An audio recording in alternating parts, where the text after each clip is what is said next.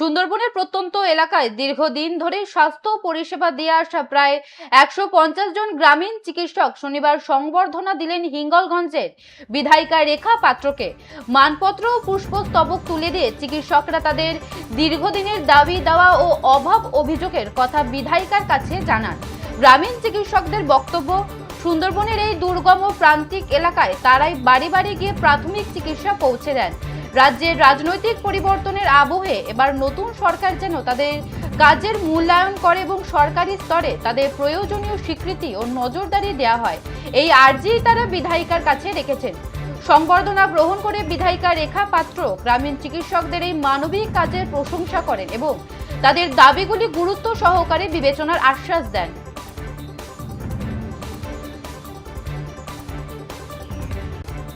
যেমনটা জানাচ্ছিলাম, বিধায়িকা রেখা পাত্রকে সংবর্ধনা দিলেন গ্রামীণ চিকিৎসকরা। উঠল একগুচ্ছ দাবি। সুন্দরবনের প্রত্যন্ত এলাকায় দীর্ঘদিন ধরে স্বাস্থ্য পরিষেবা দিয়ে আসা প্রায় 150 জন গ্রামীণ চিকিৎসক শনিবার সংবর্ধনা দিলেন হিঙ্গলগঞ্জের বিধায়িকা রেখা পাত্রকে। মানপত্র ও পুষ্পস্তবক তুলে দিয়ে চিকিৎসকরা তাদের দীর্ঘদিনের দাবি দেওয়া ও অভাব অভিযোগের কথা বিধায়িকার কাছে জানান।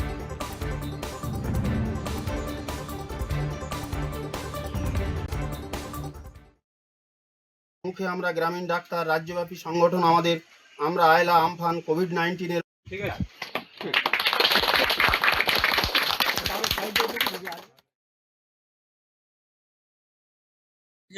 কি বলবেন এই বিষয়ে?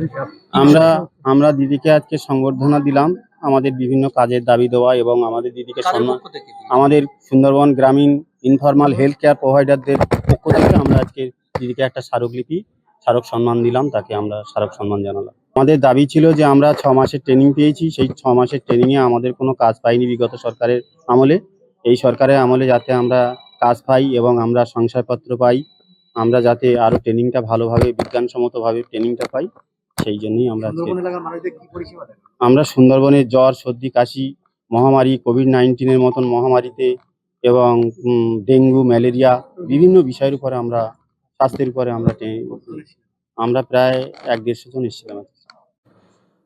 দেখুন, ওনারা যেহেতু প্রাইভেট চেম্বারে বসেন, সেই ক্ষেত্রে ওনাদের বিভিন্ন সমস্যার সম্মুখীন হতে হয়।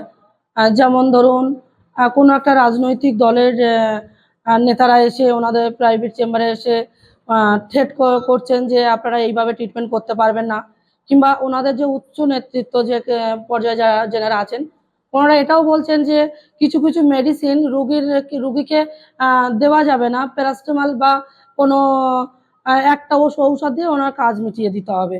ওনাদের অভিযোগ হচ্ছে যে কোনো একটা রোগী আসলে তাকে আমাদের সবটা দিয়ে আমরা চিকিৎসা করব। আমাদের যে মেডিসিনগুলো ওনার প্রাপ্য দরকার, সেই মেডিসিনগুলো আমরা দিয়ে ওনার রুগীকে আমরা সুস্থ করব। কেউ কেন আমাদের ওপরে এসে মাথামোট করবেন যে কেন আপনি এই মেডিসিনগুলো দেবেন, আপনি প্যারাসিটামল দিয়ে ছেড়ে দেবেন, এই করবেন ওই করবেন। আমাদের অভিযোগ অনেক, এবং ওনারা এখনো অবধি কোনো রকম কোনো সম্মান পায়নি সরকার দ্বারা। ওনার ট্রেনিংয়ে তো গেছেন এবং সেখান থেকে কিছু কিছু মানুষ সার্টিফিকেট পেয়েছেন, আবার কিছু কিছু ডক্টররা সার্টিফিকেট পাননি। একটা লিখিত একটা পিডিএফ করে একটা সই করে একটা সিগনেচার করে একটা ইয়ে করেছেন, একটা রিসিপ্ট দিয়েছেন। সেটার মাধ্যমে এটা পরিমাণিত হয় না যে ওনারা প্রকৃত ডক্টর হিসেবে ওনারা সম্মানিত হয়েছেন।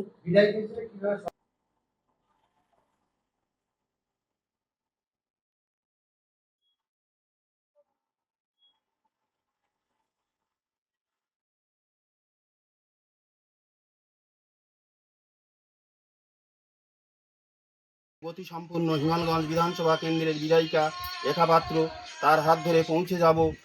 ঠিক আছে।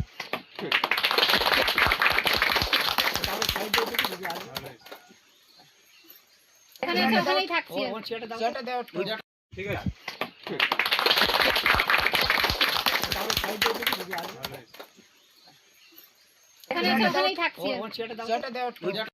আছে।